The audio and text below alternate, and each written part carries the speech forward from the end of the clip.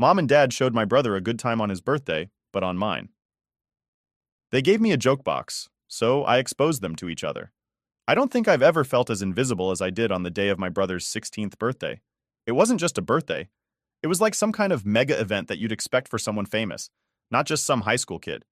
The kind of thing that makes you question if you're really part of the family or just a long-term house guest who's overstayed their welcome. My parents had been planning his birthday for weeks, whispering about party details and shopping trips that they thought I didn't know about.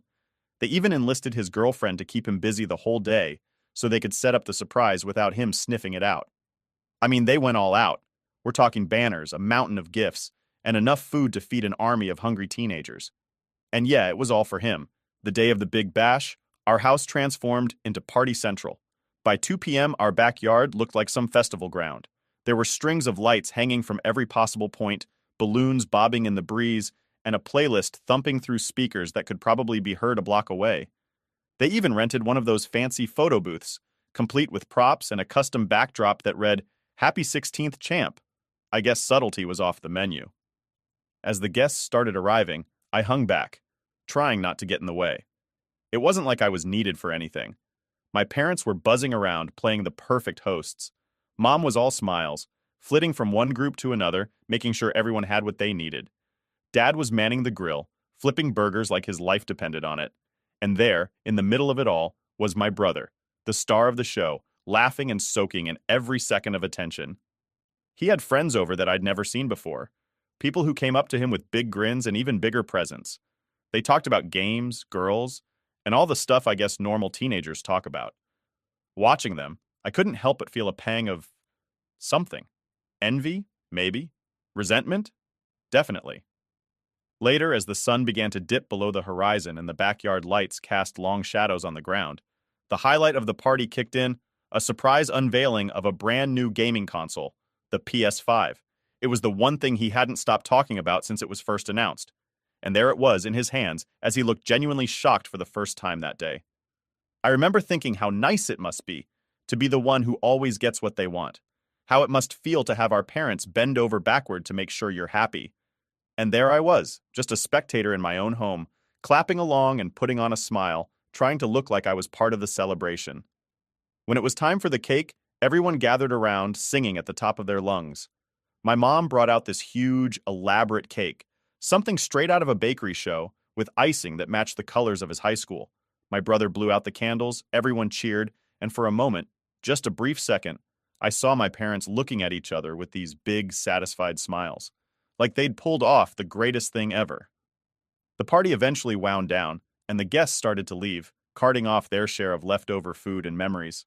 My brother, still buzzing from the excitement and probably the sugar, asked if he could crash at his friend's place for the night. I was in the kitchen, pretending to help clean up, when I overheard my parents agree without a second thought. "Just be careful and have fun," Dad told him, with a pat on the back. That simple exchange was a gut punch. Just like that, he was free to go off and continue his perfect day. Meanwhile, I was stuck at home, cleaning up after a party that wasn't even for me, knowing full well that kind of freedom was off limits in my case. The next morning, my brother came home, his clothes reeking of booze, a crooked smile plastered on his face as he recounted his adventures to our parents, who just laughed it off. "Boys will be boys," I heard Dad chuckle, shaking his head. "Boys will be boys. But what about me? When did I get to be just a kid without the constant reminders that I wasn't as valued?" It was a question I'd asked myself a lot, but it stung a little more each time I thought about it, especially after seeing the lengths they'd gone to for him, compared to the complete indifference they showed for anything that mattered to me. My birthday was a couple of weeks away, and deep down, I knew better than to expect anything close to what my brother got. But still, part of me hoped maybe this year would be different. Maybe this year they'd surprise me. Spoiler alert, they did surprise me, but not in the way anyone would ever want. The thing about living in a house where you're treated more like an afterthought is that every day feels a bit like you're just trying to stay out of the way. It's not like I was expecting fanfare and applause just for existing, but, a little acknowledgement that I'm not just a piece of furniture would have been nice. Take mornings, for instance. Every school day it was like a small battle just to get a decent breakfast. My brother, of course, had it different. Mom would make sure he had a hearty meal, eggs the way he liked, bacon crispy, and sometimes even pancakes if he was up early enough. Me? I was lucky if there were leftovers or, more often, just a cold bowl of cereal waiting on the counter. If the milk wasn't sour, I'd count it as a win for the day. And then there was the school drop-off. Dad would always drive my brother, saying it was on his way to work anyway. They'd chat about sports, what my brother was up to at school, his friends, the usual father-son stuff. Me, I walked. Rain or shine didn't matter. The school wasn't ridiculously far, but far enough that walking there every morning wasn't exactly a joy, especially during winter. Dad said it was good for my health, building character and all that. Funny how those character-building exercises never applied to my brother. Homework was another battlefield. My parents always had time to help my brother with his.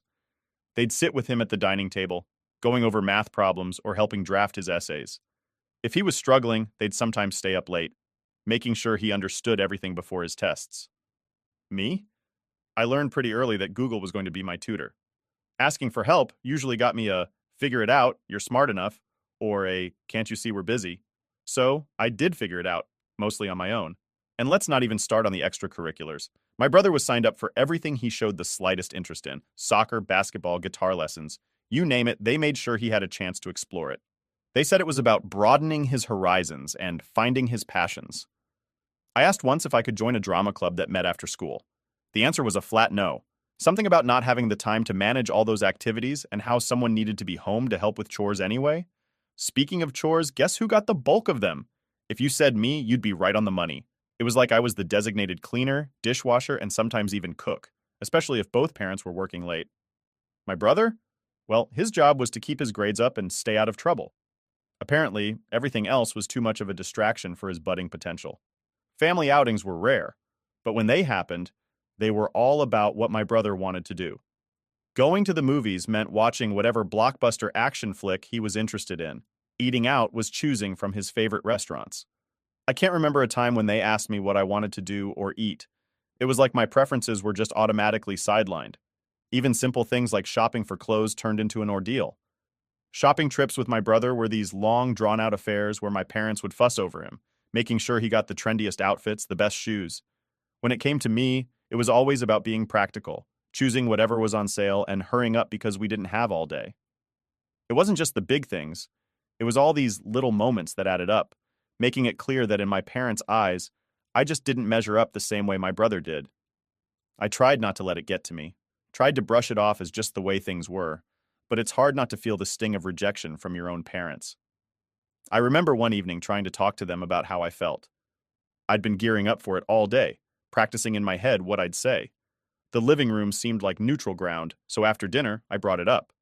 I told them I felt like they didn't care about me as much as they did my brother. I can still hear the dismissive tone in my mom's voice as she told me I was being ridiculously dramatic, and that I should be grateful for everything I had. Dad didn't say much, just agreed with whatever Mom said and went back to watching TV. That conversation ended with me feeling smaller than I had before. It was a punch to the gut, realizing that my feelings were just another inconvenience to them. Nights were the hardest. Lying in bed, listening to the quiet of the house, I'd feel this hollow sensation in my chest. It was like I was mourning something I never really had, the warmth of a family that saw me as an equal member. I'd drift off to sleep on those thoughts, wishing for a different reality where I wasn't the second choice, the backup plan, or the afterthought. But wishes were just that, wishes. Reality was the bedroom I lay in, the house I walked through, and the family I lived with. And in that reality, I was always going to be the one looking in from the outside, trying to find a way to fit into a picture that seemed to have no place for me. Despite the clear favoritism my parents showed towards my brother, our relationship somehow managed to avoid the typical sibling rivalry. Maybe it was because he knew, deep down, how unfairly I was treated. Or maybe he just genuinely felt bad for me. Either way, he wasn't like the others. He didn't lord it over me that he was the golden child. Instead, he tried to make things right in small, subtle ways that I couldn't help but appreciate. It started with the little things, like the time I mentioned offhandedly that I liked a certain band. I didn't think much of it, just a comment during dinner about a song I heard on the radio. But a week later, my brother handed me a CD, the band's latest album. He'd bought it with his own money, just because he remembered I liked them. It was a simple gesture, but it meant the world to me. It was proof that someone in the house was listening, someone cared about what I liked. Then there were the late-night snacks. I wasn't allowed to stay up late, unlike my brother, who seemed to have no curfew at all. But on nights when he knew I was up studying or just couldn't sleep, he'd sneak down to the kitchen and bring back a stash of snacks, chips, cookies, sometimes even a soda. We'd sit in my room, cross-legged on the floor, munching away as he told me about his day, the good parts and the bad. Those moments, those midnight confessions, they made me feel like I wasn't so alone in that house. And it wasn't just snacks or CDs. My brother had this way of including me that felt so natural, so brotherly. He'd invite me to hang out with him and his friends occasionally, even though I knew they weren't thrilled about having his younger sibling tag along. But he'd insist, "Come on, it'll be fun. You'll like my friends. They're cool." And sometimes, I actually did have fun. I got glimpses of what it was like to be a part of his world, a world where I was welcomed and not just tolerated. His world was so different from mine, even though we lived under the same roof. He was popular at school, always invited to parties, always in the loop about whatever was happening. I, on the other hand, was more of a loner. I had a few close friends, but I wasn't part of any clique or group. I was just me, and most of the time, that felt like it wasn't enough. Not for my parents, not for the cool kids at school, sometimes not even for myself. But my brother never made me feel like I was less. If anything, he went out of his way to make sure I got some of the experiences I was denied by our parents. Like the time I really wanted to go to a concert. It was a school night, and I knew my parents would never let me go. But my brother, he came up with a plan. He told them he was the one who wanted to go, that it was important for some school project. Of course, they said yes to him, they always did. And then he took me with him. We lied, said I was staying over at a friend's house, but really, we were at the concert, jumping and yelling to the music, just being normal teenagers for once. It was one of the best nights of my life, and it wouldn't have happened without him. He knew how much it meant to me, and he made it happen, even if it meant bending the rules a bit. That night, as we drove home, with our ears still ringing from the music, I looked over at him and realized how lucky I was to have him as my brother. He might have been the favorite, but he didn't act like it. He acted like a brother should, protective, caring, and a little bit conspiratorial. Even with things as simple as sharing his gadgets and games, he was generous. When he got the new gaming console for his birthday, the one our parents had made such a big deal about, he didn't keep it to himself. He shared it with me, let me play whenever I wanted. He'd even sit and watch, giving me tips, cheering me on when I beat a level that had been giving me trouble. And when I really wanted those neon lights for my room, the ones all my friends were showing off on Snapchat, he was the one who talked our parents into it. They never would have agreed if I'd asked. But my brother, he had a way of getting them to listen, to agree to things they otherwise wouldn't. He told them it was for his room, that he wanted to try out something new with his decor. They bought it, and a week later, he passed the lights on to me, winking as he said, "I don't really like them anyway. Too flashy for me." It's weird, having this dual life where in one part you're ignored and in another, you're secretly supported by the very person who's given everything you're denied. It created this bond between us, a bond that was about more than just being siblings. It was about understanding each other's struggles, about supporting each other in the ways we could. Living under the same roof but in completely different worlds had been my reality for as long as I could remember. Sure, my brother threw me scraps of normalcy every now and then, like sharing his gaming console or sneaking me out to concerts, but those moments, as precious as they were, couldn't completely shield me from the bitterness that was brewing inside me. It was like every kind gesture from him was just a reminder of what I wasn't getting from my parents. Each act of sibling solidarity was just a patch on the gaping hole of neglect I felt from the two people who were supposed to care about me the most.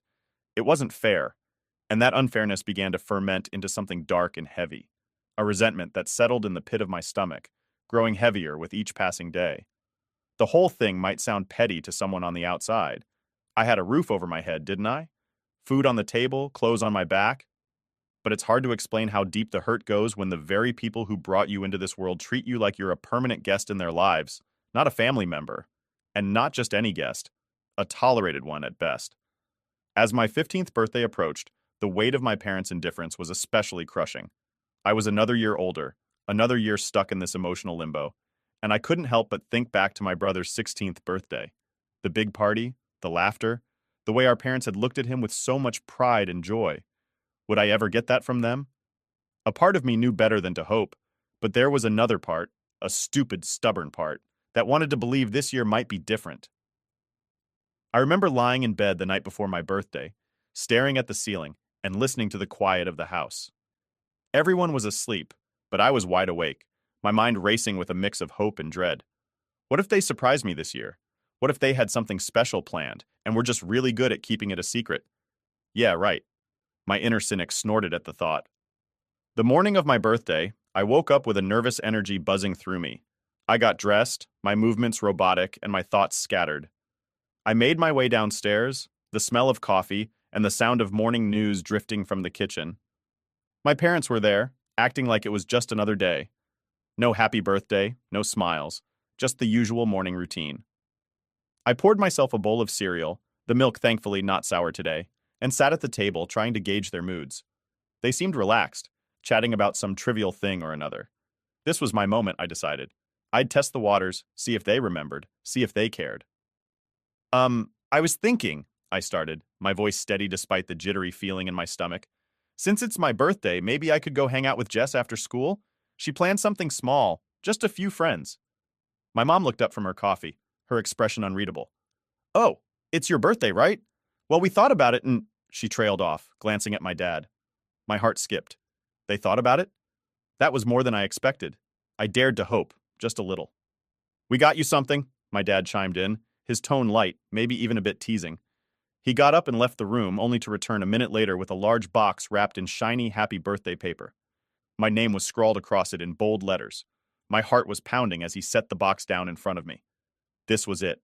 They remembered. They did something. I tore into the wrapping, excitement bubbling up inside me, only to find another box. And then another. Each box was smaller than the last, a Russian nesting doll game that left me more puzzled with each layer. Finally, the last box, small enough to fit in the palm of my hand, came into view. I opened it, my fingers trembling slightly, only to be met with a burst of glitter that flew up into my face. A glitter bomb. The laughter that followed wasn't the warm, joyful kind. It was hollow, mocking. My heart sank. This was their idea of a birthday present? A joke? My eyes stung, not from the glitter, but from the tears that threatened to spill over. I looked up at them, my vision blurred, my voice shaky. Is this some kind of joke? My mom's face hardened. It's not a joke. It's creative. You should learn to take a joke anyway. Lighten up. My dad nodded, his face impassive. Yeah, lighten up. It's not like you need anything anyway. Their words were like slaps, dismissive and cold. I pushed the boxes away, my appetite gone, my day ruined. This wasn't just about a birthday gone wrong. This was a glaring confirmation of everything I felt. Neglected, unloved, unwanted. I stood up, my chair scraping loudly against the tile floor. Thanks for nothing, I muttered, my voice choked with emotion. I left the kitchen, left them sitting there, and walked out the door to school. The walk to school was longer that day, or maybe it just felt that way because of the weight I was carrying. Each step was a reminder of the gap between me and my parents, a gap that seemed to widen with every birthday, every dismissed feeling, every moment of indifference. By the time I reached school, I had made a decision. I couldn't keep doing this, couldn't keep hoping for something that would never come. It was time to start thinking about revenge, about making them feel even a fraction of the pain they'd made me feel. Not today, maybe not tomorrow, but soon. I needed to protect myself, to fight back in whatever way I could, because if they weren't going to give me the love I deserved, maybe I could at least make them regret how they'd treated me. After the birthday disaster, my school day was a blur of anger and plotting. Each class was just background noise to the thoughts racing through my head. How could they? Why would they? The hurt from the glitter bomb fiasco was deep, but it sparked something in me, a fiery resolve I hadn't felt before. I was done being the victim. By the time the final bell rang, I had a plan. Not fully formed, maybe a bit reckless, but it was a plan nonetheless. I wasn't going to let them off the hook this time. They needed a wake-up call, and I was more than ready to be the alarm. Walking home, I rehearsed what I would say, how I would confront them. My heart pounded with a mix of nerves and excitement. This wasn't just about revenge, it was about claiming some respect, some acknowledgement of the pain they'd caused. I got home to find the house unusually quiet. My parents were both there, which was rare given their usually conflicting schedules. They were in the kitchen, looking like they were gearing up to start dinner. Perfect timing. Hey, I started, my voice steady despite the butterflies doing acrobatics in my stomach. They both turned, surprise etched on their faces. Probably didn't expect me back so soon. We need to talk, I said, closing the door behind me with a click that sounded like a gunshot in the silence. They exchanged a look, a silent conversation that I wasn't privy to, but I didn't care. I was going through with this. What's on your mind? My dad asked, his tone cautious. I took a deep breath. This was it. I'm tired, I began, my words clipped. Tired of being treated like I don't matter, like I'm less important than him. I gestured vaguely upstairs, where my brother was probably holed up in his room. My mom's expression hardened. Here we go again, always so dramatic. No, I cut her off, my voice sharper than I intended. Not this time. You don't get to dismiss me. Not today. I locked eyes with her, holding her gaze to show I meant business. I deserve better than a glitter bomb for my birthday. I deserve better than being an afterthought in my own home. And I'm sick of it. Sick of all of it. The words tumbled out, fueled by every ounce of hurt and resentment I'd stored up over the years. There was a tense silence. Then my dad sighed, running a hand through his hair. We thought it was funny. We didn't mean anything by it. Funny? I scoffed. Is that what you think this is about? A bad joke? I shook my head, disbelief coloring my tone. This is about how you treat me every day. How you've always treated me. My mom crossed her arms defensive. We provide for you, give you everything you need. You're just ungrateful. Ungrateful? The word hit me like a slap. Ungrateful for what? Being ignored? Being second best? I laughed, bitter and hard. Yeah, I'm real ungrateful. The air was thick with tension, each of us caught in a standoff. I could see the confusion, maybe even a hint of guilt in their eyes. But I wasn't done. Not yet. And you know what? I continued, the words coming easier now. I've kept secrets too. Like the time I caught Mom kissing one of Dad's friends at my brother's basketball game. Remember that? I do. I watched the color drain from her face, watched as my dad's confusion turned to shock. What are you talking about? My dad asked, his voice low, dangerous. Oh, it happened. While you were both so busy being perfect parents to him, your wife was making out with another man. How's that for family values? My mom's mouth opened and closed, but no words came out. She looked to my dad, who was staring at her with an expression I couldn't quite read. And Dad, I turned to him, my gaze cold. Let's not forget the adult movies I found on the computer last week. Really educational stuff, you know? Great for a school project. Now it was his turn to go pale. That's enough, he said, his voice tight. You have no right. I have every right, I snapped back. You made me feel like I have no place here, so why should I play nice? Why should I keep your secrets when you can't even remember my birthday? The room was spinning with accusations and hurt feelings, a toxic cloud that had been brewing for far too long. I had laid everything out, all the cards on the table, and it felt terrifying, exhilarating and terrifying. Then I laughed like a maniac and ran out of the house. I still remember the shocked expressions after what I said. Now I'm at school, and I'm really scared of going back home. And even though the thought of what they might do after I revealed those things is scary, my anger is still not satisfied, and I want to hurt them even more. Should I just not go back? Or should I talk to my brother and ask his help? Maybe I should actually just go all the way and plot my revenge for all the times they treated me like shit and just be done with it. After all, it's a guarantee that I'm going to be punished for my behavior. So why not do more harm, and then get punished? Or maybe I should keep my mouth shut and just try to get through 3 more years of hell and focus on getting into a good college and building my own life. Update 1. Hey everyone, I really can't thank you enough for all the support and good vibes you've sent my way through your messages and comments. It's been a bit of a lifeline during what's easily one of the toughest times I've faced. I haven't updated sooner because honestly things have just been way too much, and up until recently I didn't even have access to my phone. Let me backtrack a bit and fill you in on the chaos that's been my life lately. So after my last post, I came home to find out that my parents had a huge blow-up. My brother, who was home at the time, filled me in because by the time I got there, the storm had already hit. My dad had been harboring suspicions about my mom having an affair, and something I accidentally let slip ended up being the last piece of the puzzle he needed to confirm his fears. That night, my dad didn't come home, and my mom was livid. In her anger, she took it out on me, grounding me indefinitely and confiscating my phone, effectively cutting me off from everyone. She was so furious she even banned my brother from helping me out and threatened to take his phone too if he tried to pull any stunts to aid me. Despite the severity of the lockdown, thankfully, she didn't get violent, but I was pretty much left to stew in minimal contact with the outside world. Fast forward to now, I just got my phone back after what felt like an eternity. My dad decided to move out a few days back, saying he needed space to think things through, which has just added to the already heavy and gloomy atmosphere at home. After some time to reflect, I realized that plotting revenge or any kind of payback was just going to make things worse for me. Being isolated from everyone for over a week made me see that any more punishment from their side could really break me. So I've decided to just keep my head down and try to get through the rest of high school as quietly as possible. Many of you reached out through DMs, and I'm sorry I couldn't respond sooner. Everything felt like it was crashing down, and I was barely keeping it together. The escalation at home was unbearable at times. My parents' arguments turned frequent and highly volatile, often breaking the silence of the night. It got so bad that there were nights when I was genuinely scared, sneaking into my brother's room, where we'd both plug into the same pair of headphones, blaring music just to drown out the noise of their fighting. Now, with my parents living separately, there's this strange, tense quiet that's almost as bad as the arguments.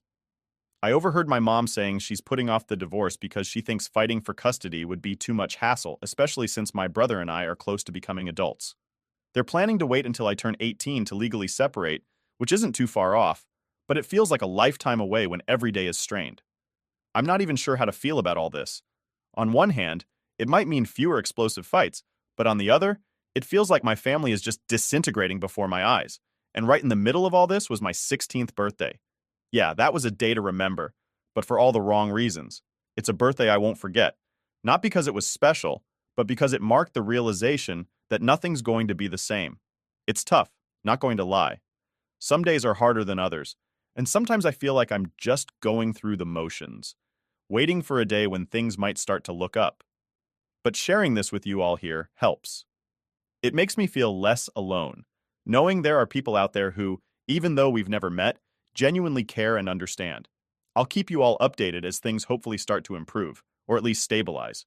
For now, I'm just trying to focus on the positives, like planning for my future and trying to find moments of normalcy amid the chaos. Thanks again for sticking with me through this. Your words of encouragement have been a huge comfort. Here's hoping I'll have some better news to share next time.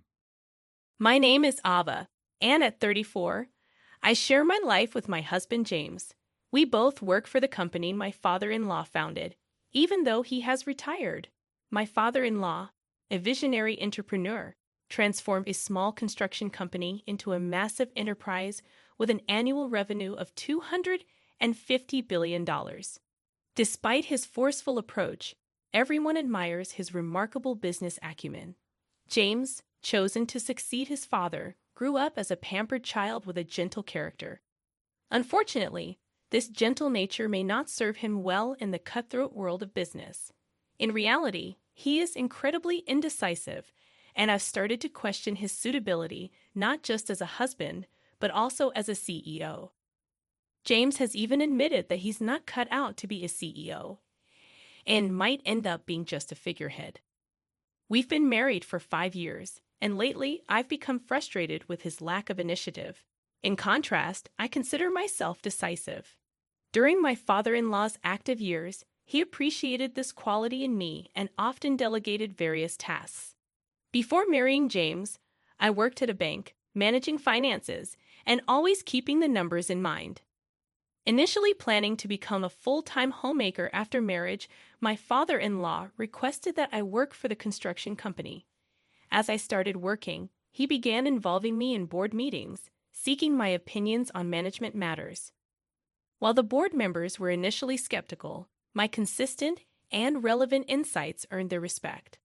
On the other hand, James, also a board member, rarely attended meetings, and strangely, this was deemed acceptable by everyone. One day, returning home from a meeting, I found James casually watching TV. Frustrated, I asked him why he didn't attend the meeting, emphasizing his key role.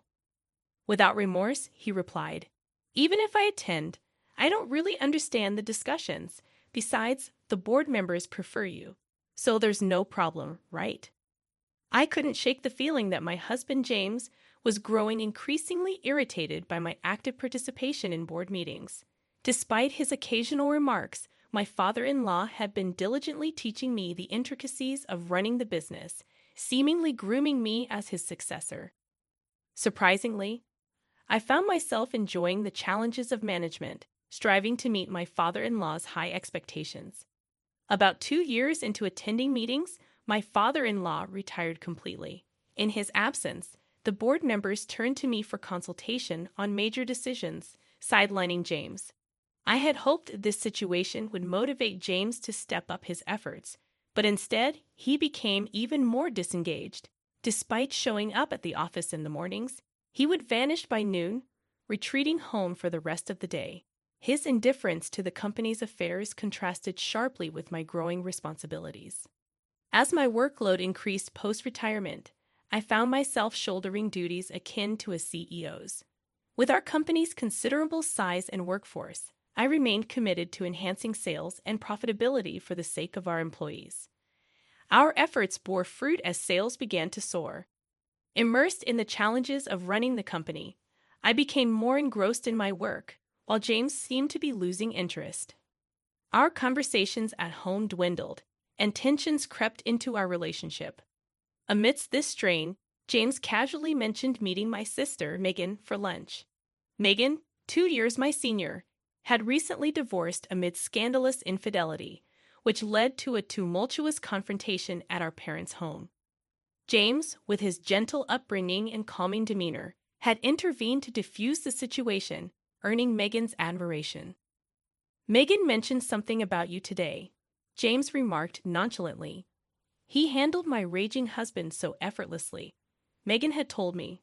Megan couldn't stop praising James. Her husband, even in the depths of anger, must have been disarmed by James's calm and easygoing demeanor. Megan managed to finalize her divorce, albeit with alimony payments, but the incident seemed to alter her perception of James. Previously, she viewed him as merely a rich, indecisive son, not particularly attractive. However, after witnessing his intervention, she seemed to regard him as a respectable business owner. As a newly single woman, Megan, drawn to wealth, saw James as a catch, a sentiment I couldn't fathom amidst my work-focused mindset. Little did she know, James was merely a figurehead in the company, lacking actual managerial duties. Megan's ex-husband, an elite employee of a foreign company, had once boasted to me at their wedding, flaunting his looks, intellect, and stylish demeanor. His betrayal perplexed me, for why would she cheat on such a remarkable husband? 3 months after James mentioned lunch with Megan, I returned home to find him unusually serious, his demeanor hinting at impending news. With a pounding heart, I waited for him to speak. And when he finally did, his words shook me to the core. "Actually, Megan is pregnant with my child, and I want a divorce," he confessed, leaving me stunned and speechless. As if that revelation wasn't enough, he added that Megan intended to discuss matters on our next day off. Bewildered, I asked if he intended to marry my sister.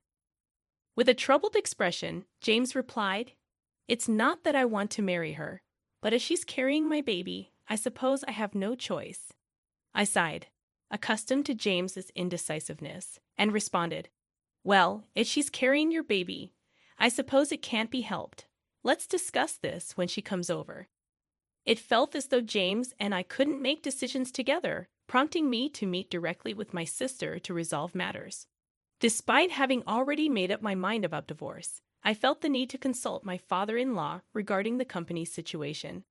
As the daughter-in-law of the founder, I played a significant role in running the business, but a divorce would distance me from it. The following day, I visited my in-law's house and relayed my husband's words to my father-in-law. My mother-in-law, initially thrilled about the prospect of a grandchild, fell silent under my father-in-law's stern gaze. It appeared that she was more concerned about the grandchild than the company's management. After contemplation, my father-in-law smiled and expressed his desire for me to continue overseeing the company, disregarding James' actions. His prioritization of the company's management over his son or grandchild highlighted his commitment, despite having retired. With the job situation settled, it was time to address the future with my sister. On our day off, she arrived at my house with a triumphant smile, expressing pity that I couldn't conceive. She offered me consolation money and demanded that I leave the house immediately. Shocked by her audacity, I turned to James, who remained silent throughout the exchange. Despite being the root cause of the problem, his indifference appalled me. I calmly suggested involving a lawyer to resolve the issue of alimony and property division properly. Never did I imagine that my own sister would fall for a man like James. I responded to my sister's ironic remark with a touch of sarcasm, prompting her to glare at me sternly. However, she quickly regained her composure, In that moment, it dawned on me that she had come to realize the importance of character over looks and wealth. With a restrained laughter, I acknowledged her newfound understanding and commented, "That's great. From now on, live happily with James." It struck me as amusing to hear my sister talk as if she had a profound understanding of my husband's inner self. It became evident that my sister's perception of James might have been centered around wealth, possibly thinking he was the president of my father-in-law's company. Yet it seemed she hadn't received any direct information from him. As our discussion concluded, my sister announced her intention to move in and brought a moving company. Anticipating my sister's quick temper, I had already secured a new apartment. Simultaneously, I had hired a lawyer and prepared documents for the division of property and claims for alimony. The day after moving my belongings, negotiations for alimony and property division began with my husband and sister, both accompanied by my lawyer. Despite my husband's indifferent demeanor, my sister took charge of the conversation. "As I mentioned before, I'm willing to pay as much alimony as you want, so please decide at your convenience," she declared. In response, my lawyer decided to also pursue alimony from my sister, considering her ongoing payments to her ex-husband. While my lawyer had cautioned that claiming alimony from her might be challenging, my sister's assurance opened the door for a claim. When the discussion shifted to property division, my sister confidently asserted, "This mansion is originally James's family's, so it shouldn't be part of the division, right?" My lawyer, maintaining a stoic demeanor, responded, "This building and the land belong to the company, so it's up to the company to decide." It appeared even my husband assumed that this house belonged to his father. "Is that so? I thought this house was Dad's," he casually remarked. On the other hand, my sister, taken aback, directed her confusion towards the lawyer. "Wait a minute, so does that mean I can't live in this house?" she queried. The lawyer, maintaining a professional demeanor, clarified, "Since it's company property, you can continue to live here if the company allows it." My sister, visibly relieved, responded, "Oh, you should have said that earlier. It'll be fine since James, the president, will be living here." The lawyer, momentarily surprised, burst into laughter. "What are you talking about? Ava is the president, not James," he revealed, to my sister's shock. She immediately turned to my husband, demanding an explanation. "Ha, James, you're not the president?" Stepping in to clarify, I explained to my sister that James was merely an advisor without executive rights, while I held the position of executive director and president. Our father-in-law, the founder, had appointed me to these roles upon his retirement, based on my performance and the approval of other executives. Contrastingly, my husband, owing to his father's arrangement, received an executive salary as an advisor, despite lacking executive duties. Despite its title, his salary was pitiful compared to a regular employee's, reflecting his lack of involvement. Consequently, I managed all our living expenses, including the rent for our company-owned home, which my responsible father-in-law always charged. Amidst the laughter, the lawyer posed a question: "Can we continue to rent this house to James?" My sister reacted strongly to the lawyer's question about rent. "What do you mean by rent? Are you suggesting that I take rent from James? Isn't it the company's property? Just make it free." She insisted, believing the mansion should be provided without charge. The lawyer, amused, presented the rent amount, prompting shock from both my sister and her husband, James, who seemed to be learning about it for the first time. The realization of the substantial rent for such a large house left them concerned about their financial situation. Given James's modest executive compensation, paying such high rent would strain their living expenses. Over their 5 years of marriage, they had depleted their earnings, and splitting the remaining savings was the only option for asset division. After the lawyer left, my sister, now aware that the mansion she had hoped for was rented, felt utterly deflated. James, with his usual grin, agreed when I suggested returning to his parents' house, where his mother was ecstatic about the pregnancy news. While I contemplated this decision, I couldn't help but find it amusing how much consideration I was giving to a man about to be my ex-husband. Despite my concerns about his unreliability in raising a child, I decided to leave it as none of my business. Turning to my sister, who had seemingly forgotten about her own alimony, I asked, "Are you okay with the alimony payment, sis? You seemed pretty confident, but you're also paying your ex-husband, right?" She was stunned, seemingly oblivious to the earlier discussion. "Alimony? I have to pay it too."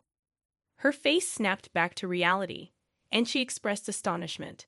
"In the morning you said, 'I'll give plenty of alimony,' but you weren't expecting me to pay it, right? My salary is really low." James and my sister exchanged surprised glances, and I couldn't help but find their situation pathetic. While I had already obtained signatures on the divorce papers and alimony request documents, their reaction was somewhat amusing. My ex-husband, now married to my sister, had returned to his parents' home, as I had warned. However, constant quarrels erupted between my sister and my in-laws, primarily stemming from the lie about her being pregnant with my ex-husband's child. His mother, hoping for an heir, was furious. My father-in-law, who had disapproved of my sister from the start, fronted the alimony for James but hadn't even spoken to her.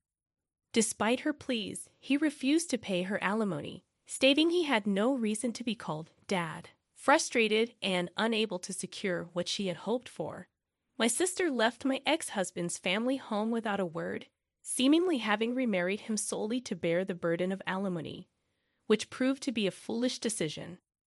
Though my ex-husband considered reuniting with me, his father scolded him, deeming him unfit to have a family. Personally, I had no intention of getting back with him, having lost faith when he cheated on me with my sister. Disgusted by his indifferent attitude, I dismissed him from his executive position, and he now works as a temporary employee. I continued as the CEO, focusing on the company as the core aspect of my life. After the breakup, I had stopped believing in the possibility of remarriage, choosing to remain connected with my father-in-law for advice when needed. For now, my dedication lies in the success of the company, considering it a commitment akin to marriage for the sake of my employees. An elderly woman, forgotten and neglected by her own family, walked alone through the streets, carrying the weight of a life filled with loneliness. As she passed by a trash can, a faint sound made her stop. Her heart raced when she saw a baby abandoned among the garbage bags. Trembling, she approached, and as she picked the child up in her arms, she found a letter attached to the small body. The words written left her terrified. "I can't go on. Discovering that I am..." That unfinished sentence held a dark secret, and she knew her life would never be the same. It was a morning like any other for Maria Grazia. The sun had barely risen on the horizon, casting a pale glow over the empty streets of the neighborhood. She clutched her coat against her body while pushing her old wheelbarrow, filled with discarded items she collected to turn into something useful. At 64, life had never been easy for her, and loneliness was her only constant companion. Without children or a husband, Maria Grazia survived on the little she earned selling her crafts at fairs. As she walked, something unusual caught her attention. A faint sound, almost imperceptible, coming from a nearby trash can. Initially, she thought it was a cat or a dog trapped inside, but the sound was different, more human. Curious and a bit frightened, she approached. The trash can was filled with crumpled papers and leftover food, but deep inside something was moving. With trembling hands, Maria Grazia began to remove the garbage that covered the sound. When she finally had a clear view, her heart stopped for a second. Wrapped in a dirty blanket was a little girl with wide eyes and an innocent smile on her face. "My God," murmured Maria Grazia, bringing her hands to her mouth in disbelief. She looked around, fearing she would be seen. The street was deserted and the silence was almost oppressive. Her first instinct was to run away, to leave it all behind, as if she had never seen the child. After all, what could she, an old and poor woman, do for an abandoned baby? But something stopped her from moving. The girl's gaze, her fragility, and that small hand reaching out to her held her in place. "Who left you here?" whispered Maria Grazia, feeling the weight of responsibility fall on her shoulders. Gently she cradled the baby, trying to soothe her. It was a little girl, no more than a few months old. There was an envelope attached to the blanket, along with a small bag containing some belongings. When she opened the envelope, Maria Grazia found a letter, written in careful but hurried handwriting. "Please take care of her. I can't go on. I am sick and cannot protect her. Her name is Antonella. All I ask is that she grows up in a home full of love. God bless her." Maria Grazia read the letter several times, trying to absorb what had just happened. Her body trembled, not just from the morning chill, but from the magnitude of the decision she would have to make. She looked again at the girl in her arms. Antonella. That was her name now. The baby's gentle smile shattered something inside her. The loneliness she had carried for so many years began to dissolve, replaced by a new emotion, the responsibility of being needed by someone. She knew it wouldn't be easy. The neighborhood where she lived was cruel, filled with gossip and judgment, especially for someone like her, an elderly woman who had already been betrayed and abandoned by her husband. But for some reason, the thought of leaving Antonella behind seemed even more impossible. "Come on, little one," said Maria Grazia, with a newfound determination in her voice. "Let's go home." She covered the girl with the blanket once more, placed her in her wheelbarrow, and began to push it back to her humble home. As she passed through the door, Maria Grazia felt the weight of her new reality. She had no idea how she would take care of the girl, where she would find the resources, but she knew that somehow she would find a way. She settled Antonella in an old wicker basket, improvised as a cradle, and watched the little girl fall asleep quickly, as if she knew she was now safe. Sitting at the kitchen table, Maria Grazia wondered what the future held for them. The only thing she knew for sure was that from that moment on, her life would never be the same. With the girl asleep and her heart full of doubts, Maria Grazia offered a brief prayer, thanking for the unexpected gift she had found that cold morning. She knew that the challenges were just beginning, but Antonella's smile, even in those few hours, had already sparked a flame of hope in her heart. That same night, while Antonella slept peacefully in her makeshift cradle, Maria Grazia couldn't close her eyes. She looked at the little girl, feeling a mix of fear and hope stirring inside her. Memories of her own life began to invade her mind, bringing to the surface old wounds that had never fully healed. Maria Grazia had once been married. Diego was his name. In the early years, they were happy. He was a hard-working man with a good heart, and together they dreamed of starting a family. But fate had been cruel. When she finally became pregnant, after many years of trying, their joy was shattered by tragedy. She lost the baby in a fall on a rainy day, and the pain of that moment never left her. "I also dreamed of being a mother," Maria Grazia whispered to herself, feeling a tear roll down her cheek. The loss of the child changed everything. Diego, once loving and supportive, began to drift away. Grief consumed them both, but in different ways. While Maria Grazia sank into loneliness and guilt, Diego sought refuge in other people, and eventually in another woman. He betrayed her and left, leaving her alone with the weight of a life that would never be what she had imagined. "You left me when I needed you the most," she murmured, staring into the void. Now looking at Antonella, Maria Grazia felt that something inside her was healing, even if slowly and painfully.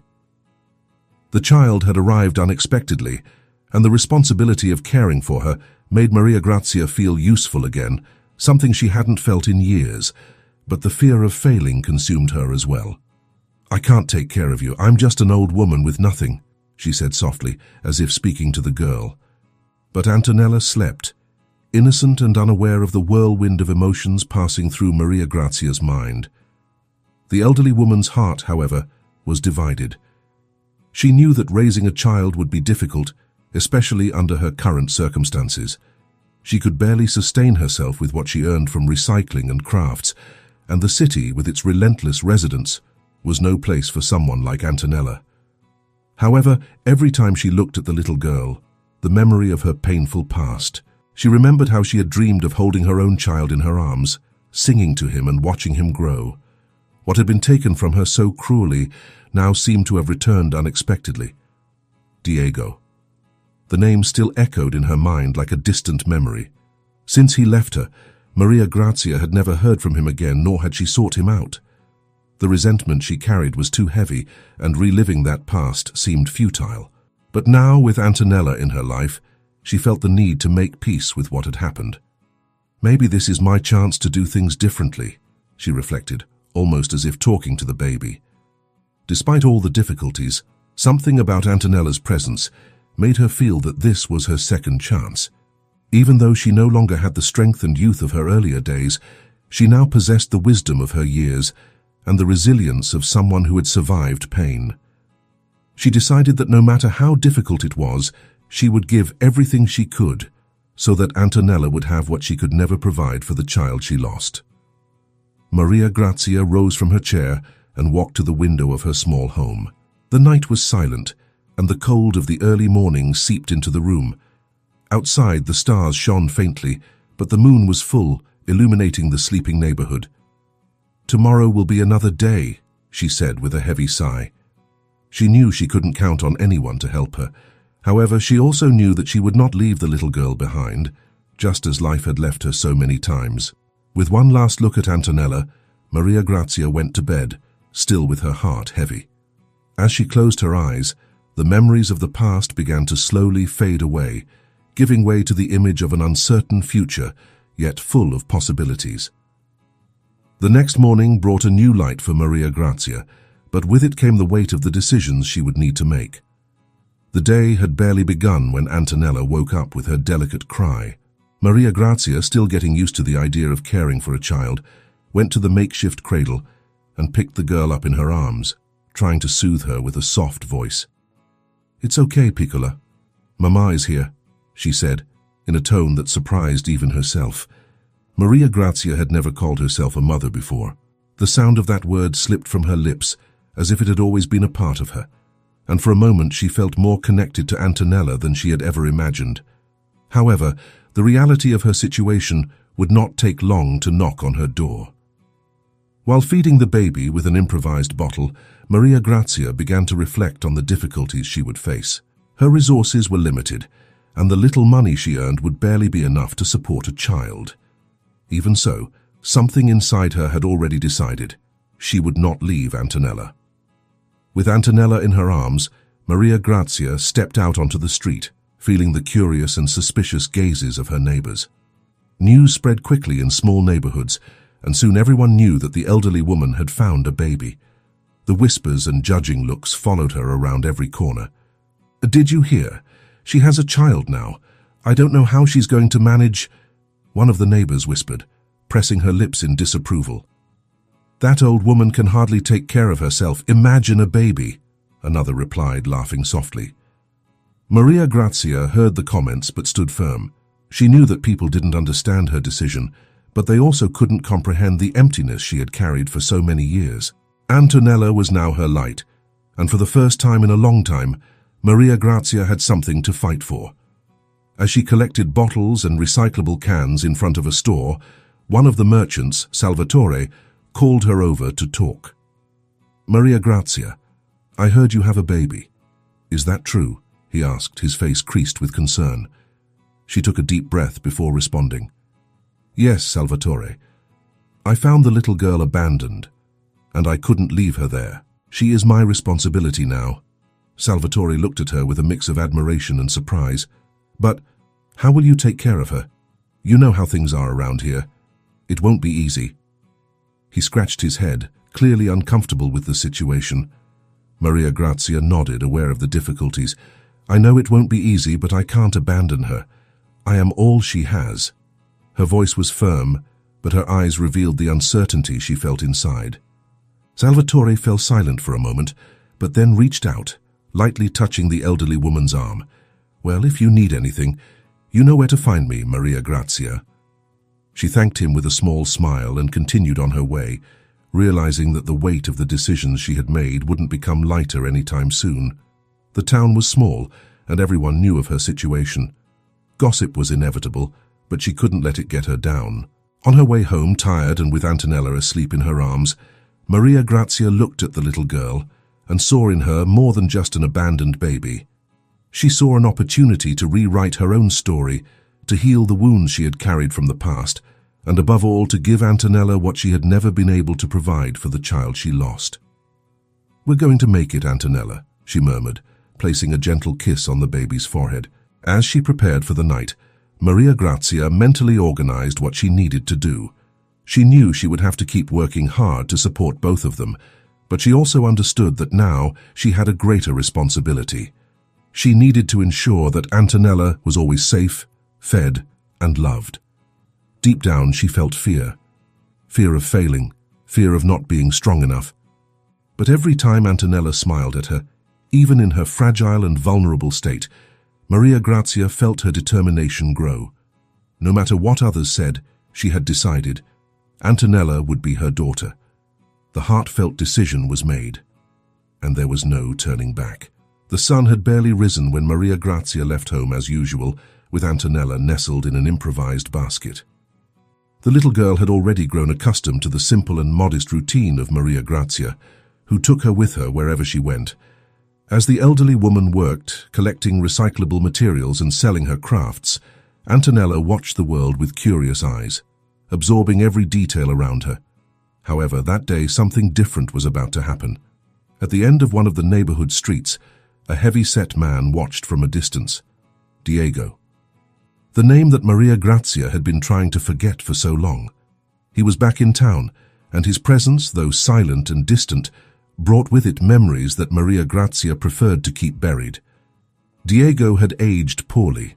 His once vibrant face was marked by deep wrinkles and a tired gaze. Life had not been kind to him since he abandoned Maria Grazia. After leaving her life, he had become involved in several relationships and eventually fell into addictions that corroded everything he had achieved.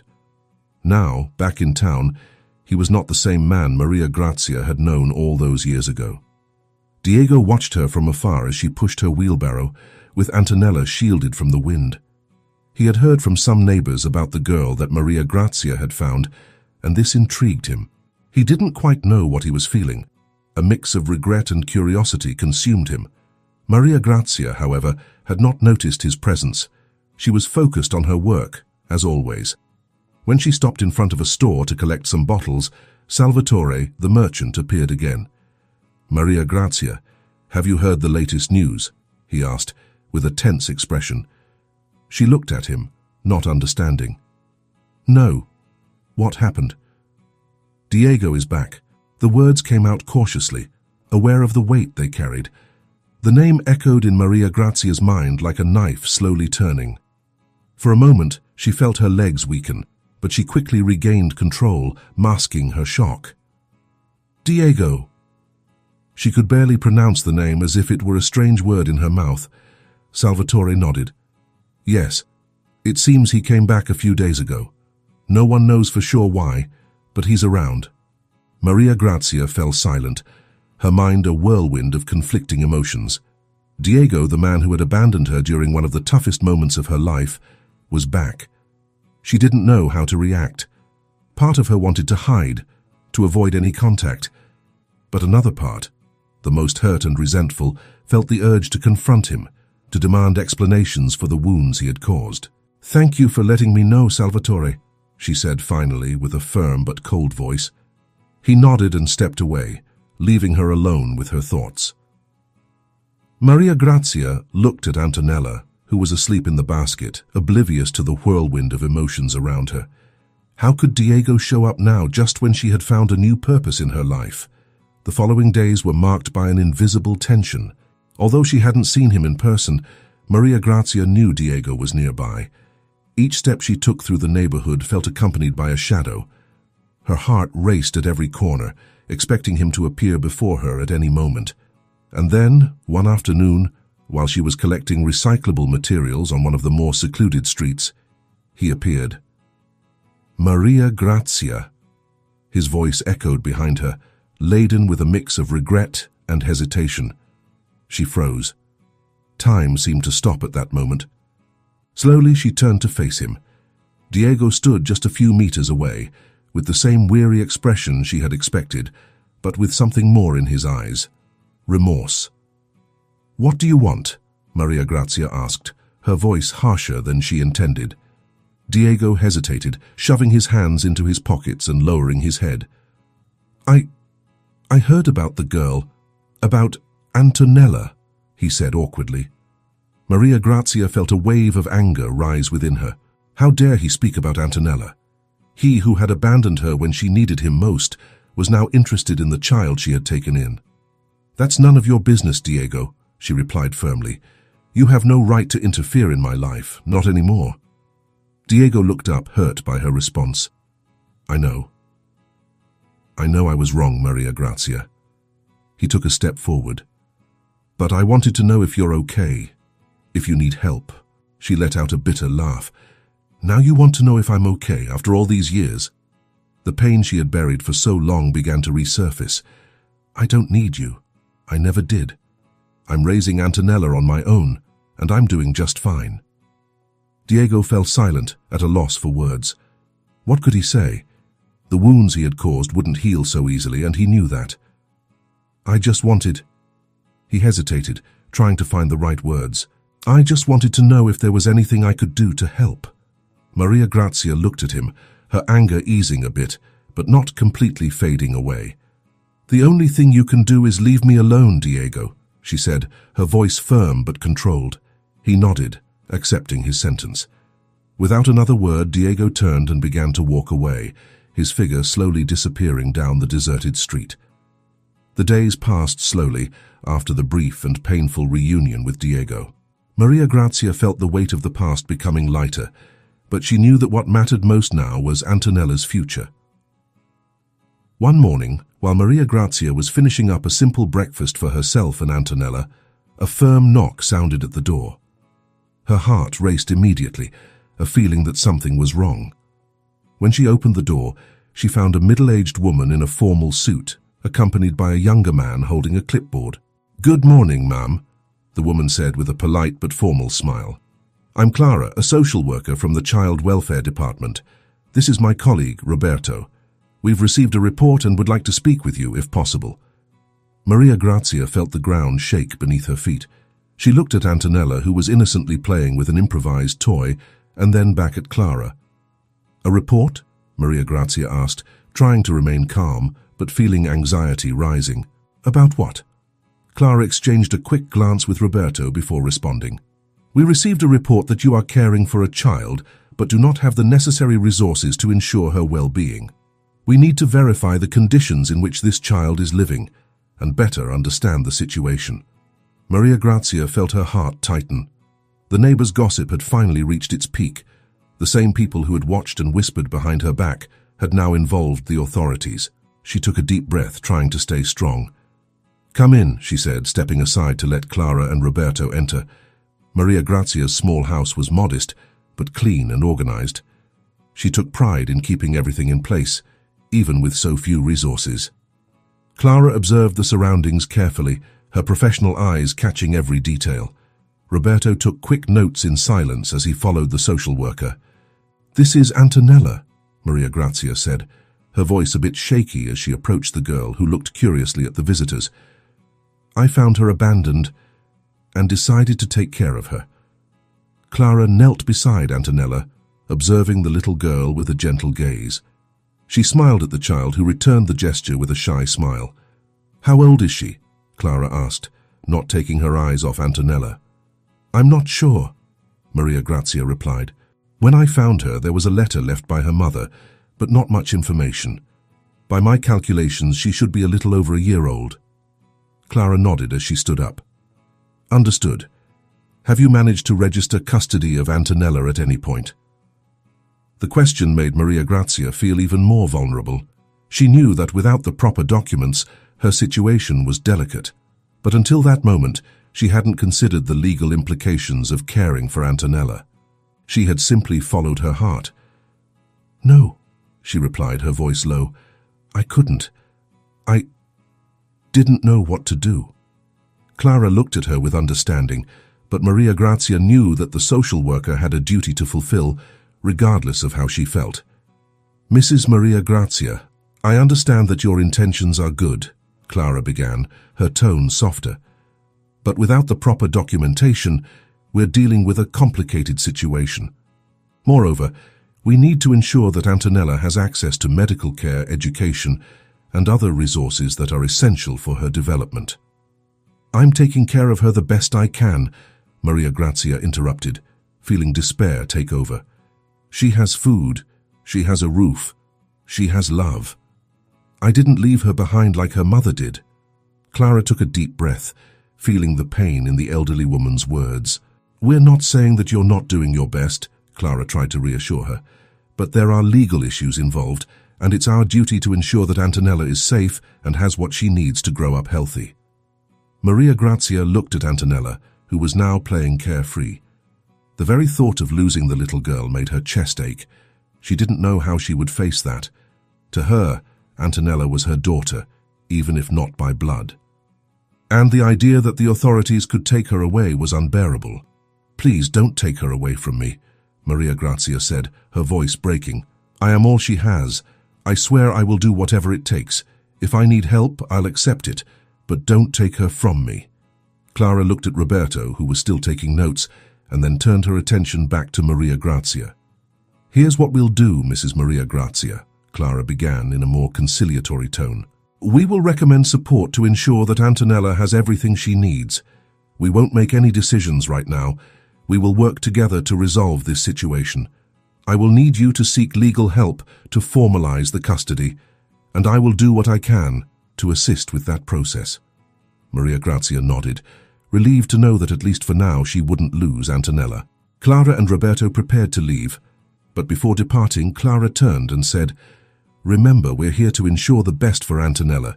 If you need anything, I'll be nearby. As soon as the door closed, Maria Grazia collapsed into a chair, tears streaming silently down her face. The weeks following Clara's visit brought a whirlwind of emotions for Maria Grazia. The threat of losing Antonella loomed like a shadow over her life. Although the social worker had assured her that no immediate action would be taken, the fear of something happening continued to gnaw at Maria Grazia from within. She knew she needed to regularize the custody of the girl, but the process was confusing and complicated for someone like her, who had never dealt with such legal matters. One afternoon, while caring for Antonella, who was now taking her first steps in the small yard, Maria Grazia heard the phone ring. The old device, which she hardly ever used, was covered in dust, but the call felt urgent. She quickly picked it up, her heart racing. Mrs. Maria Grazia? It was Clara on the other end of the line. I have news about the custody process for Antonella. I managed to schedule a meeting with a lawyer who can help you formalize the situation, but we need to act quickly. The authorities are starting to apply pressure. Panic surged up her spine. Pressure? What does that mean? Are they going to take Antonella away from me? Maria Grazia felt her throat tighten, as if the words could barely escape. Clara hesitated for a moment before responding gently. We haven't reached that point yet, but we need to show that we are taking action. The lawyer I mentioned is experienced in cases like yours and can guide you. I'll send you the address so you can meet with him. Maria Grazia felt a momentary relief, but the fear still lingered. She hung up the phone and looked at Antonella, who was innocently playing with an improvised toy, unaware of the storm approaching. The little girl, with her bright eyes and easy smile, was now the center of Maria Grazia's world. The very thought of losing her made her heart ache in a way she hadn't thought possible. Days later, Maria Grazia met with the lawyer. The office was small but cozy, and the man who welcomed her, Vittorio, seemed understanding and experienced. He listened attentively as she explained how she had found Antonella, how she was taking care of the little girl, and how much it meant to her. Mrs. Maria Grazia, I understand that you are in a difficult situation, Vittorio said, flipping through some papers she had brought. The absence of formal custody documents is a serious issue, but not insurmountable. We need to regularize the situation as soon as possible to prevent the authorities from intervening negatively. Maria Grazia nodded, feeling the anguish tighten her chest again. But what if I can't? What if they take her away? The question came out laden with despair, and her eyes filled with tears. Vittorio paused for a moment and looked her in the eyes. I'll be honest with you, Maria Grazia. If we don't do anything, the chances of Antonella being taken are real. However, if we act now and show that you are committed to following the legal procedures, we will have a strong argument to keep Antonella in your care. And of course, if there is any risk, we will fight with all our strength." Maria Grazia held back her tears, clinging to the only hope she had left. Vittorio began to guide her on the steps that needed to be taken: regular medical visits for Antonella, proof of income, testimonials from neighbors who could attest to her character and her ability to care for the girl. The following days were a whirlwind of appointments, all aimed at showing that Maria Grazia had the minimum conditions to ensure Antonella's well-being. Even with her limited resources, she worked hard to meet all the requirements. She took Antonella to the doctor, bought new clothes with her small savings, and even started talking to some neighbors to ensure they would speak in her favor, although most of them still looked at her with suspicion. Amidst all the chaos, Diego reappeared. He had tried to keep his distance after their last conversation, but upon learning that the authorities were involved, he decided to approach again.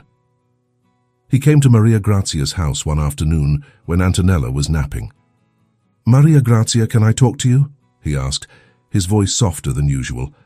She looked at him for a moment, feeling discomfort grow. She didn't want his presence, but she knew he wouldn't leave her in peace so easily. "What do you want, Diego? I've already told you I don't need you," Maria Grazia said, her voice firm, but her patience was limited. I heard about the situation with the authorities. I want to help." Diego looked at the ground as if carefully choosing his words. "I know I wasn't the best husband and that I left you at the worst time, but this is different. I don't want to see you lose Antonella." Maria Grazia crossed her arms, suspicious. "And what do you think you can do for us?" she asked coldly. Diego took a step forward, trying to appear sincere. "I have contacts, Maria Grazia. I know people who can help us, who can speak on your behalf and speed up the custody process. I want to make things right." The idea of accepting Diego's help repulsed Maria Grazia. He had abandoned her when she needed him most, and now suddenly he wanted to be the hero of the story. But the desperation in her heart, the fear of losing Antonella, made her hesitate.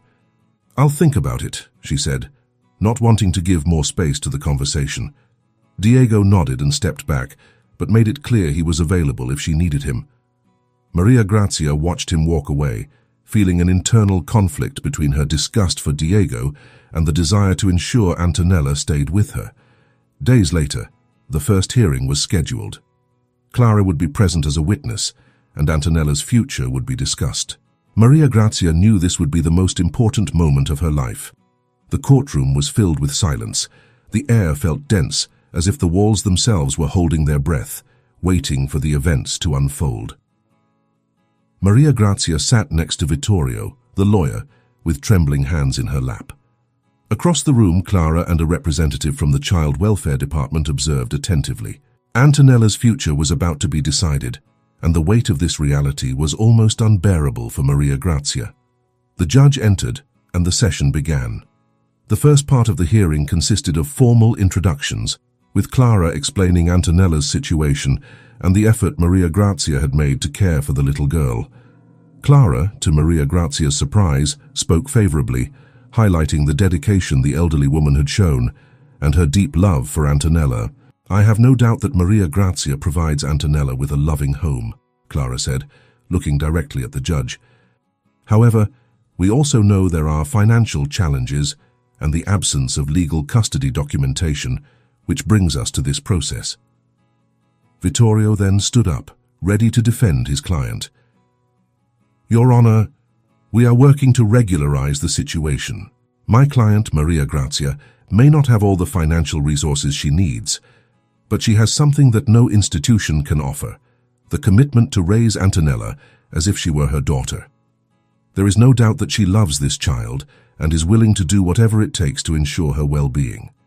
As Vittorio spoke, Maria Grazia looked at the door of the room, as if waiting for something bad to happen. And then it happened. The door slowly opened, and a man walked in. He was impeccably dressed, wearing a dark suit and exuding confidence. His footsteps echoed on the marble floor as he approached Clara's table and whispered something in her ear. Clara immediately looked up and whispered back, her face filled with surprise. "Your Honor," Clara said, interrupting Vittorio, "it seems we have new information that needs to be considered. This is Enzo Lombardi, and he claims to be Antonella's biological grandfather." Maria Grazia felt the blood drain from her face. Grandfather? How was that possible? She looked at Vittorio, who also seemed surprised, but tried to maintain his composure. "What kind of new information is this?" the judge asked, adjusting his glasses as he flipped through the papers in front of him. Enzo, the man who had just entered, took the floor. "Your Honor, I am Enzo Lombardi, the father of Marina, Antonella's biological mother." He looked directly at Maria Grazia, who was stunned. "I recently discovered about my granddaughter's existence, and I have come to claim her custody." The silence in the room was overwhelming. Maria Grazia felt her body tremble. How could there be a grandfather, a biological family, when Antonella had been abandoned? Antonella's mother never mentioned a father or any close relatives. Maria Grazia finally managed to speak, her voice trembling. "All I know is that she was sick and left the child for me to care for. How can there be someone now after all this time?" Enzo nodded, appearing sincere in his response. "Marina never spoke of me because we had been estranged for years. When I found out about her illness, it was too late. She passed away before I could do anything. But now that I know about Antonella, I can't just stand by. She is my granddaughter, and I want to be part of her life." The judge looked at Clara, seeking confirmation. "Mr. Enzo came to our department recently after hiring a private detective to locate Antonella. We have evidence that he is indeed Marina's father, but we still need to verify all the information." Maria Grazia looked at Antonella, who was playing carefree in a corner of the room, unaware of the chaos surrounding her. Her heart ached. She knew that Enzo, with his resources and confident demeanor, could pose a real threat to her relationship with Antonella. I didn't know any of this," Maria Grazia stammered, her voice low. "But Antonella is my daughter by heart. I've cared for her since I found her. It doesn't matter what biology says. She is mine." Enzo watched her for a moment, then turned to the judge. "I'm not here to take Antonella from Maria Grazia," he said calmly. "I want to be part of her life, yes, but I don't want to take her away from those who love her. I have resources, and I can ensure a safe future for my granddaughter. All I ask is to be present as a grandfather and help ensure that Antonella has what she needs." Those words, although reassuring, left Maria Grazia even more conflicted. On one hand, it was a relief to know that Enzo wasn't there to rip Antonella from her arms, but on the other hand, the idea of sharing custody of the little girl with a complete stranger terrified her. The judge paused, considering all the information. "Mr. Lombardi, your entrance into this process is unexpected. We will need more time to analyze the evidence and determine what is best for Antonella. However, for now, we will not make any final decisions. Maria Grazia, the temporary custody of Antonella will remain with you while we continue the investigation," he said, looking directly at her. After the hearing, Maria Grazia left the courthouse with heavy steps, feeling the weight of the world on her shoulders. Antonella, unaware of the turmoil, was in her arms, playing with a simple keychain. Enzo's presence had been an unexpected blow, and although he had not shown hostility, Maria Grazia could not fully trust his intentions. How could she? This man had appeared out of nowhere, claiming a connection to the girl who was now her daughter, in every sense but blood. On the way home, Maria Grazia walked in silence, reflecting on everything that had happened. Her thoughts were in disarray, and the fear of losing Antonella consumed her. She didn't know if she had the strength to face a new challenge, especially with someone as powerful and influential as Enzo. Upon arriving home, she found an envelope under the door. It was a letter from Enzo, asking to meet her the next day at a local cafe. He wanted to talk without lawyers or courts, just the two of them. The next day, Maria Grazia accepted the invitation. She needed to understand what Enzo really wanted. Antonella stayed with Clara, who had become an important ally in the fight for custody, while Maria Grazia went to the meeting. The cafe was small and discreet, away from the city center. When she arrived, Enzo was already sitting, dressed casually, a stark contrast to the rigid demeanor he had shown in court. He stood up when he saw her enter and greeted her with a nod. "Thank you for coming, Maria Grazia," he said, gesturing for her to take a seat. She sat down, keeping a cautious gaze. "I'm here because I want to understand what you really want, Enzo," Maria Grazia began straightforwardly. "You appeared out of nowhere, claiming to be Antonella's grandfather, and now you want to be part of her life. But what does that really mean?" Enzo took a deep breath, seeming thoughtful for a moment before responding. "I understand your suspicion," he said calmly. "I would be suspicious too in your place. The truth is, until recently, I didn't know about Antonella's existence. My daughter Marina and I had been estranged, and I only learned about her illness and my granddaughter when it was too late." Maria Grazia kept her gaze fixed, trying to read the intentions behind his words. "But why now?" she asked. "Why show up now when Antonella is already in my care? She is happy with me and I'm taking care of her with all the love I can offer." Enzo nodded, as if he were weighing each word before responding. "I don't want to take Antonella away from you, Maria Grazia," he said sincerely. "In fact, I admire what you've done. Adopting a child, especially under your circumstances, is an act of love and courage. But I am her grandfather, and I also have responsibilities. I have resources, connections, and I can ensure that Antonella has a safe future. I don't want to replace you. I just want to be present as a grandfather." Maria Grazia fell silent, her hands gripping the fabric of her skirt as she tried to absorb what he was saying. "And what exactly do you propose?" she asked, her voice softer, still filled with uncertainty. Enzo leaned forward, resting his elbows on the table. "I propose a partnership, Maria Grazia," he said with a sincere tone. "You continue taking care of Antonella, being her mother, as you've always done. I won't interfere with that, but at the same time, I would like to be part of her life. I want her to know that she has a larger family, that she has a grandfather who can support her when needed. Moreover, I can help you. I know the financial situation isn't easy, and I want Antonella to have what she deserves." Maria Grazia looked at him bewildered. It was a generous offer, but she knew that accepting meant allowing Enzo to enter their lives, and that made her uncomfortable. "I don't need charity," she said, trying to keep her voice steady. "Antonella is happy with the little we have. I don't want her to feel torn between two worlds." Enzo shook his head. "It's not charity, Maria Grazia," he corrected gently. "It's a way to ensure that Antonella has the best of both worlds. You're already doing an amazing job caring for her, but I can help make things easier. I want her to have opportunities that you might not be able to provide on your own, and I want to do this without taking away what you've already built with her." Maria Grazia felt the weight of the offer. On one hand, accepting Enzo's help meant securing a more stable future for Antonella. On the other hand, she feared it would create an emotional distance between her and the little girl. "And what if she becomes closer to you than to me?"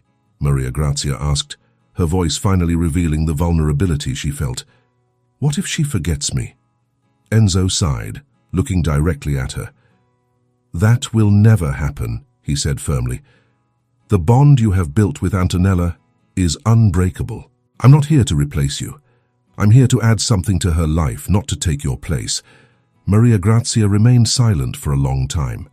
She thought about Antonella, the smiling girl she had taken in without hesitation, and the uncertain future that now awaited them.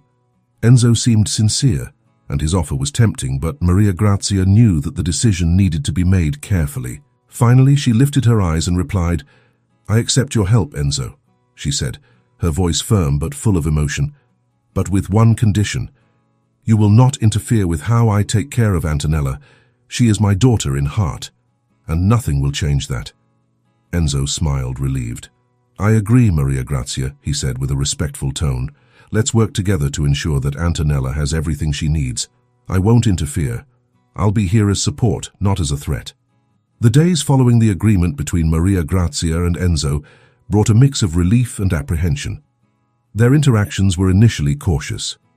Enzo visited Maria Grazia's home regularly, always bringing something for Antonella: children's books, simple toys, or sometimes even a treat.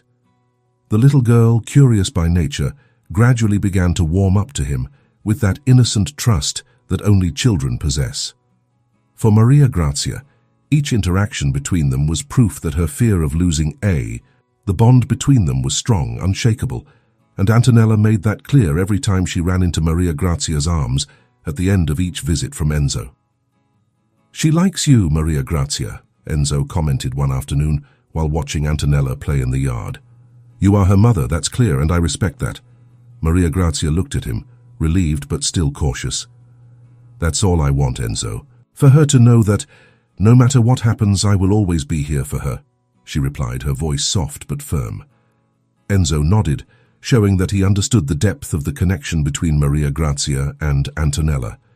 It was clear to him that there was no replacing the place Maria Grazia occupied in the girl's heart.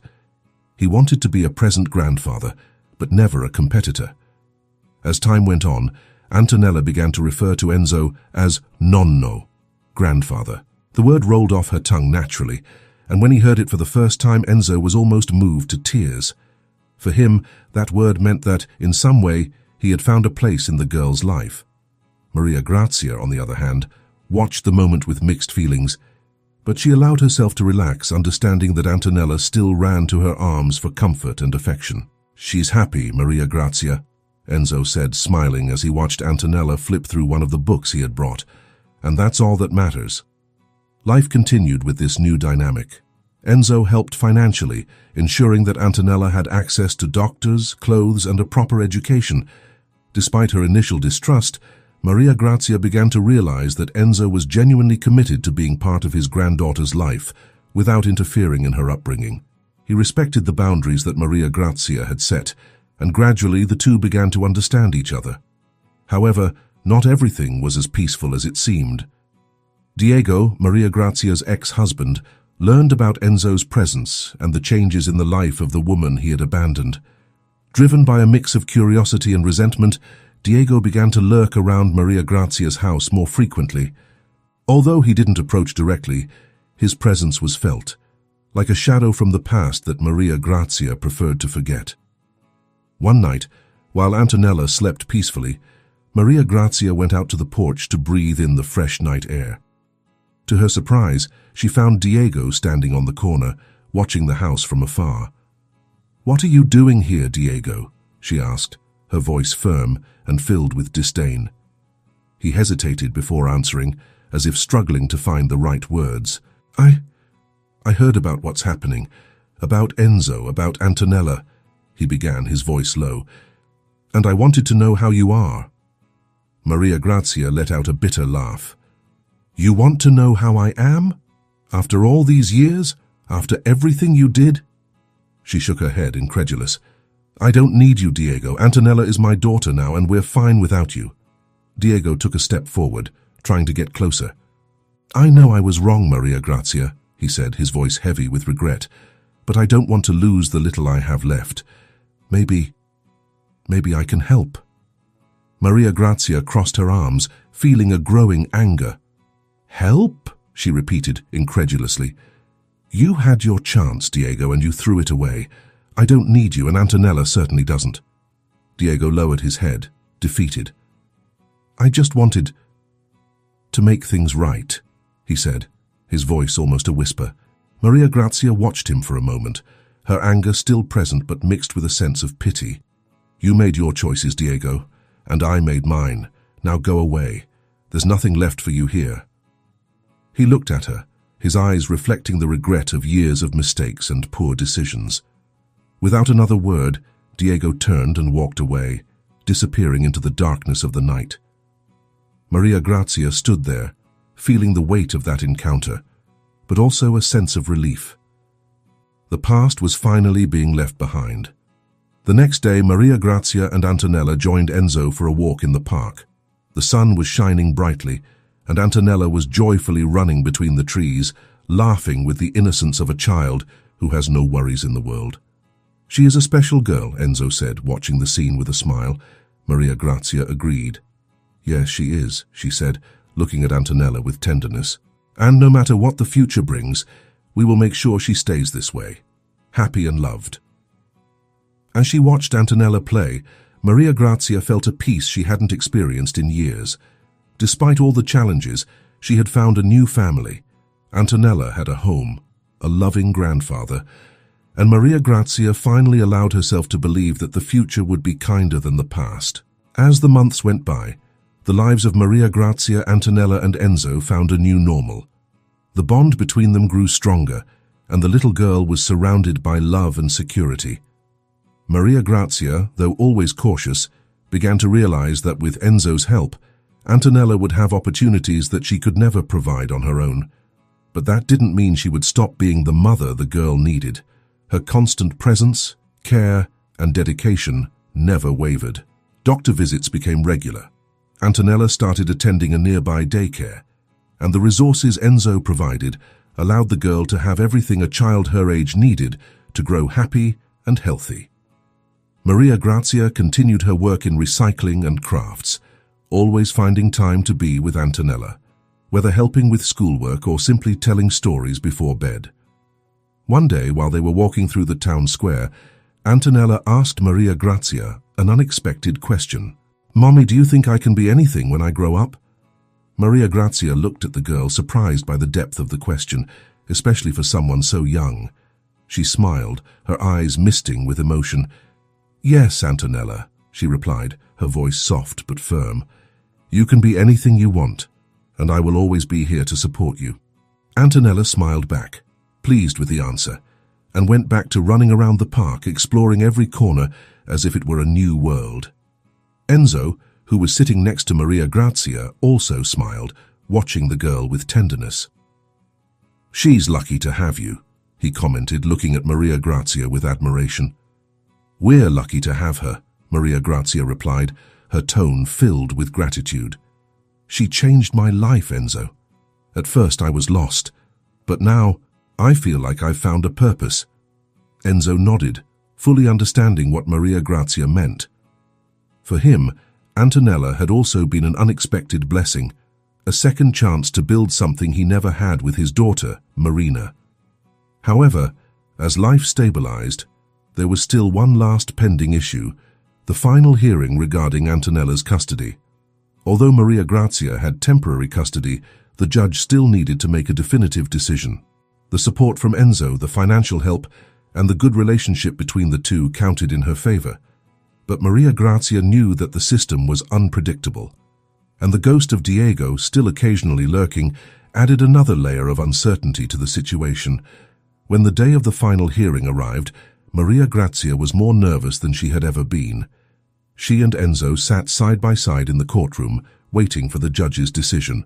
Vittorio, the lawyer, had presented a strong case arguing that Antonella was being cared for with love and dedication, that she had a safe home, and that her education and health were assured.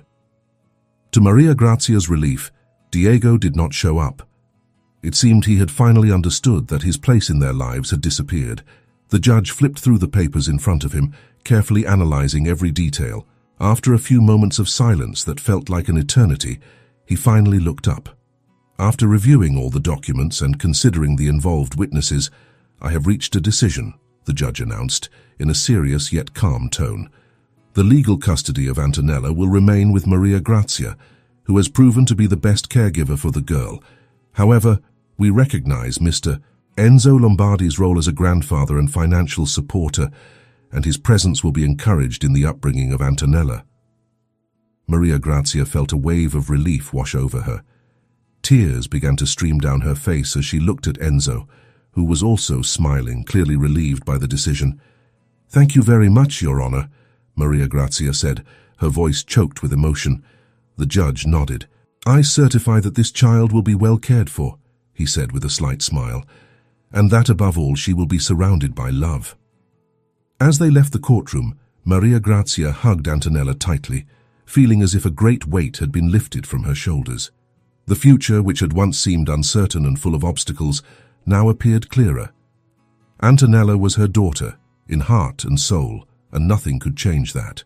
"Let's go home, Piccola," she whispered in Antonella's ear, who smiled and nodded. The following months were peaceful. Antonella continued to grow, becoming more curious and full of energy each day.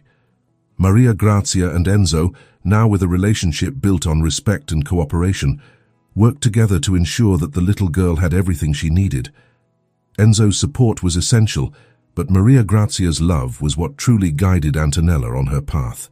One day at the end of a summer afternoon, as the sun set on the horizon, Maria Grazia watched Antonella play in the yard. Enzo was beside her, and they both contemplated the simple joy of the little girl. "I think everything turned out well in the end," Enzo said with a light smile. Maria Grazia nodded, her eyes filled with tenderness. "Yes," she replied, her heart at peace. "Everything turned out well. Antonella found her family. And so did I." And so, under a sky painted orange and pink, Antonella ran freely, surrounded by a love that protected and guided her, ready to face the world, knowing she would never be alone. Don't forget to turn on the notification bell to be the first to receive the next video. Share it with your friends and check out the video on the end screen. You're going to be moved. In the heart of a bustling city street, a young black teenager stood frozen by his car, fear etched into his features as two officers loomed over him. From across the crowd, Alice Brooks, dressed inconspicuously in jeans and a jacket, watched the scene unfold. She stepped forward, her mind racing with memories of her late father's unwavering fight for justice. "This ends here," she thought, her resolve hardening with each step. "Step back, ma'am," barked Officer Walters, his sharp tone cutting through the murmurs of the growing crowd. But Alice didn't flinch. Instead, she locked eyes with him, her voice calm yet unyielding. "Explain your actions," she demanded, her presence commanding attention. The officer's irritation bubbled over, his authority suddenly on shaky ground. The situation intensified as whispers rippled through the onlookers. "Isn't that the governor?" a woman murmured, her phone aimed at Alice. The revelation sent shockwaves through the crowd. Walters froze, his bravado faltering as the weight of his mistake dawned on him. Alice, however, remained focused, her gaze steady on the trembling teenager. This moment wasn't just about one arrest, it was about exposing a system that had failed far too many. The scene crackled with tension, the air thick with anticipation. With the crowd watching and cameras rolling, the officer's next move would set the tone for what was to come. On Real-Life Stories New, witness the gripping tale of one woman's fight against injustice, where every second could shift the balance between power and accountability. What happens next will leave you questioning everything. The teenager's hands trembled as they hovered in the air, his voice barely audible over the murmurs of the crowd. Alice Brooks felt a pang of anger rise in her chest, not just at the officer's actions but at the sheer weight of fear the young man carried. The officer, Walters, stood firm, his voice sharp as he dismissed her questions. "Ma'am, I've told you, step back. This isn't your business." Alice's heart pounded, but her voice stayed steady. "It became my business the moment you singled him out without reason." Her words cut through the tension like a knife, drawing the eyes of the crowd closer. Phones were raised higher, and murmurs turned into whispers of recognition. "Is that her? Is that the governor?" The realization rippled outward, but Alice's focus stayed on the officer. Her calm facade masked the storm inside, a mix of fury and resolve that fueled her next move. "Why are you detaining him?" she asked again, louder this time. Walters hesitated, his authority beginning to waver under the growing scrutiny. "Suspicious behavior," he muttered, avoiding eye contact. Alice took a step closer. "Suspicious behavior," she repeated, her tone laced with disbelief. "Since when is standing by your own car suspicious? Did you find anything? Do you have proof of a crime?" Walter's silence was deafening, and for a moment, the only sound was the boy's shaky breaths.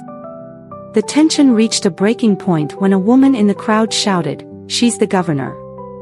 The words hung in the air like a lightning strike. Walters turned, his face flushing as the crowd erupted into murmurs of confirmation. Alice took the opportunity, pulling out her ID and holding it up. The crowd surged with energy, their whispers turning into pointed questions and accusations. Walter's jaw clenched as he read her credentials, his authority crumbling with every second.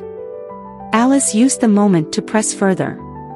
"Explain to everyone here," she said, her voice carrying over the noise of the crowd, "why you've surrounded this young man without cause.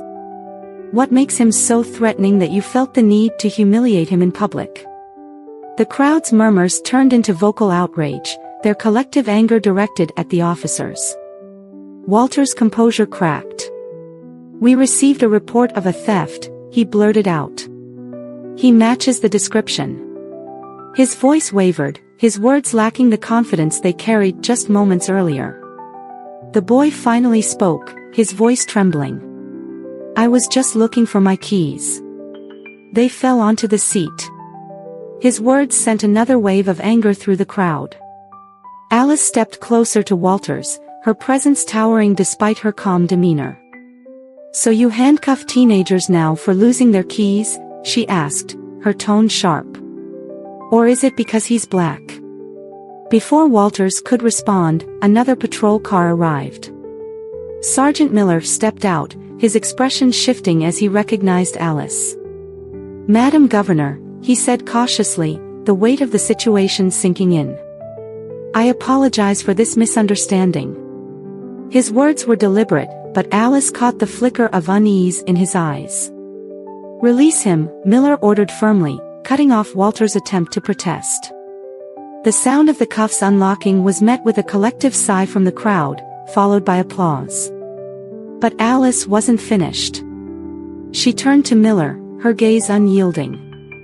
"This isn't just a misunderstanding. It's a failure, a systemic one. And it ends here." The crowd erupted, their voices rising in agreement. Walter stood frozen, his face pale as the gravity of the moment settled in. Meanwhile, social media buzzed with activity, videos of the confrontation spreading like wildfire. Reporters jostled for position, capturing every moment as Alice addressed the officers once more. "By morning," she said, her voice firm, "I expect a full report on every action taken here today. And be prepared for an independent review of your department." Miller nodded, his expression grim as the weight of her words set in. The teenager, now freed, approached Alice hesitantly. "Thank you," he said, his voice shaky but sincere. Alice placed a reassuring hand on his shoulder, her expression softening for the first time. "You're safe now," she said. "But this fight isn't over." The crowd roared in approval as Alice turned back to the officers. Walters stood on the sidelines, his phone buzzing with notifications, each one another nail in the coffin of his authority. The scene around him had shifted, and Alice Brooks had made it clear, change wasn't just coming, it was already here. As the crowd dispersed, their energy lingered in the air like an unspoken promise of change. Alice stood at the edge of the scene, watching the teenager reunite with his family. His smile, though small, carried the weight of hope that someone had stood up for him when it mattered most. It was a reminder of why Alice had chosen this path, why she'd fought so hard to lead with conviction and empathy. The weight of the moment settled on her shoulders. This wasn't just about one boy or one officer, it was about dismantling a culture of fear and bias that had persisted for far too long. As she turned toward her car, she caught her reflection in the rearview mirror. Her father's face seemed to echo in her mind, his words a guiding light, "Justice isn't a destination, it's a journey." She took a deep breath, her resolve hardening. Change wouldn't come easily, but today had proven it was possible. She could see it in the faces of the crowd, hear it in the applause that still echoed in her ears. This was just the beginning. Standing tall, Alice faced the cameras one last time. "Let this serve as a reminder," she said, her voice steady. "Accountability isn't optional. Together, we will build a system where justice is a right, not a privilege." If this story moved you, help amplify its message. Like, share, and subscribe to Real Life Stories New. Let's hit 10,000 subscribers and keep these stories alive.